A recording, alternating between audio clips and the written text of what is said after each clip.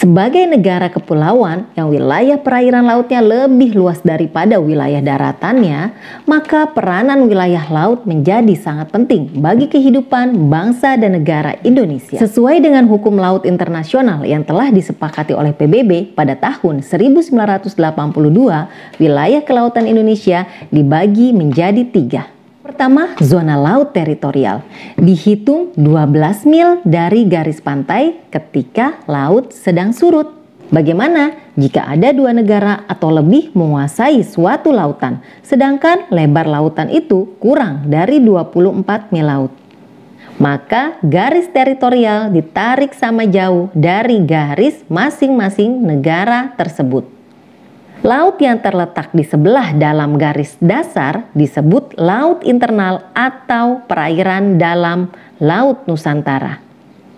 Sebuah negara mempunyai hak kedaulatan sepenuhnya sampai batas laut teritorial dan memiliki kewajiban menyediakan alur pelayaran lintas damai baik di atas maupun di bawah permukaan laut. Kedua, zona landas kontinen. Landas kontinen ialah dasar laut yang secara geologis maupun morfologi merupakan lanjutan dari sebuah kontinen atau benua. Kedalaman lautnya kurang dari 150 meter.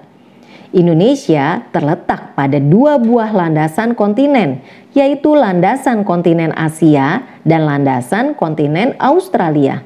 Adapun batas landas kontinen diukur dari garis dasar, yaitu paling jauh 200 mil laut. Lalu bagaimana jika ada 2 negara atau lebih menguasai lautan di atas landas kontinen? Maka batas negara tersebut akan ditarik sama jauhnya dari garis dasar masing-masing negara. Apa kewenangan negara Indonesia di dalam garis batas landas kontinen? Yang pertama, Indonesia dapat memanfaatkan sumber daya alam yang ada di dalamnya dengan kewajiban untuk menyediakan alur pelayaran lintas damai. Pengumuman tentang batas landas kontinen ini dikeluarkan oleh pemerintah Indonesia pada tanggal 17 Februari 1969. Ketiga, zona ekonomi eksklusif.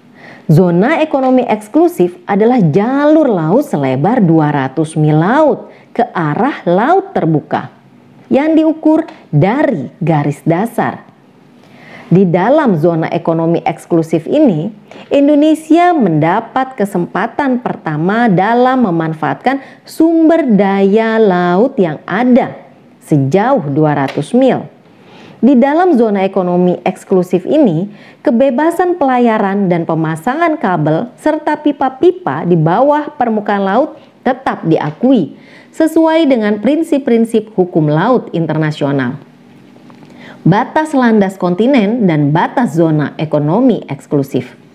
Bagaimana jika ada 2 negara yang bertetangga saling tumpang tindih? Maka dalam hal ini ditetapkan garis-garis yang menghubungkan titik yang sama jauhnya dari garis dasar kedua negara itu sebagai batasnya.